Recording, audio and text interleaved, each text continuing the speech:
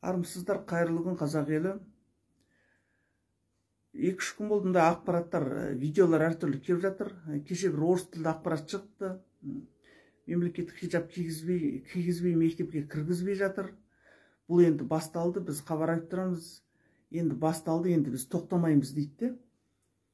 Енді осыдан бір 5-6 жыл бұрын Қазақстанда терактылар басталып, сондай жағдайлар болды ғой, әр жерде терактылар болды ғой. Сол кезде әртүрлі осындай мектепке хижаб киіп кіреміз деген қатты қырғын шулар болған сол заманда да. Бұл хижаб киюдің артында әртүрлі күштер тұр деп ойлаймын, бізде ақшасы бар күштер тұр. Мемлекеттік биліктен айырылып қалған Дариға Назарбаева секілді. Содан кейін муфтият та тұр бұның артында. Өйткені уағызшылар, біздің имамдар деген әр жерде ұрып жатыр. Көріңіздер, жақында Жарқын Мырзатай мектеп оқушылармен кезіккенде, оқушылармен, қыздармен, оған кім рұқсат еткен білмеймін, олар уағыз айтуды. Сол кезде айтыпты мектептің оқушы қыздарына. Ата-анаң орамал тақпа деп айтса, демал деп айт ата-анаңға депті. Ол енді мектеп оқушысына ата-анаға солай деп айт деп тұрған адам, мұғалімге де солай айтады ғой, олар мектеп оқушысына солай деген әңгіме айтып тұр.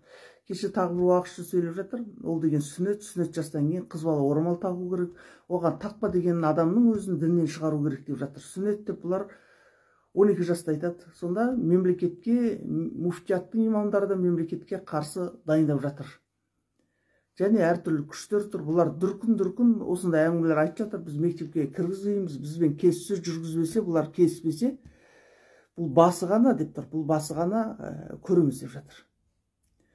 Өздеріңіз естіген шығарсыздар, міне Яссауи кесенесінде теракті жасамақшы болыпты. Яссауи емес, Астанада 1-2 ғимараттарда теракті жасамақшы болған екен.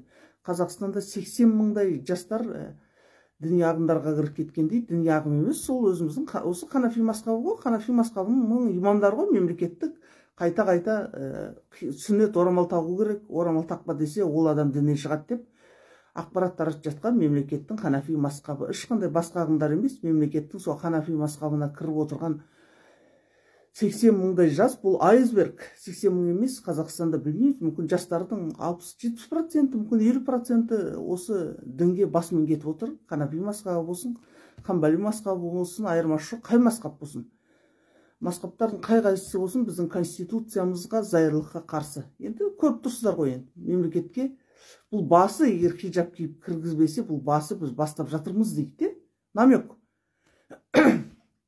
80 мың жастың дейді, оның 6-7 мыңы мектеп оқушылар екен дейді. Қазақстанда 10-нан артық сайттар, әртүрлі діни жасырын сайттар жұмыс істейді екен.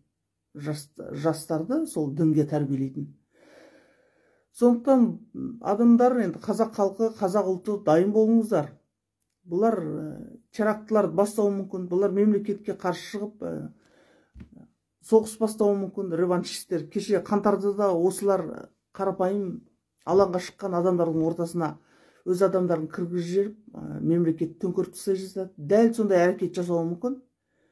Ойбай, шаптық екен деп шаба бермеңіздер, исламистердің сөздеріне еріп. Бұл қазақ мемлекетінің халқы өзі екіге бөлінеді ғой. Шариғатпен жүреміз дейтін исламистер, сосын номинальный мұсылмандар да, желпек пісіргенде мұсылмандық деп ойлайтын мұсылмандар. Олар ешқандай мұсылмандар емес, олар деистер, немесе агностиктер деп есептеймін мен. Сондықтан мына ойлаймын, енді күш құрылымдары бұларды жестко, бұлармен әрекет жасау керек оларға. Олар талтаңдатып қоймау керек. Бұлар айтты, біз мектепке зайырлы мемлекет болсын, хижабпен кигіземіз деп айтты, деп келісімге бармау керек. Өйткені зайырлы деп мысалға біреу айтса, мен саптан етіп киіп барам, мен шапан киіп барам мектепке деп. Екінші біреу шықса, мен мына украиндардың бас киімін киіп барам деп. Зайырлы дегеннің бір тәртібі бар, исламның да бір тәртібі бар. Саудияда сен мектепке шорт киіп барам деген әңгіме болмайды. Әркім өзі сол мемлекеттің заңына бағынады Саудияда. Қазақстанда да өзінің тәртібі бар. Әлемнің бүкіл зайырлы мемлекеттеріне. Сіз шорт киіп мектепке бара алмайсыз, зайырлы екен деп. Күш құрылымдары алдын алып, бұлардың бізде ақша бар, мемлекетте күш бар ғой. Бірақ жоғары жақта да сондайлар көбейіп кеткен. Қыста мемлекет төңкеріп тастай жаздаған сол күш құрылымдарының адамдары ғой. 20 мың террористті Тоқаев қайдан алды,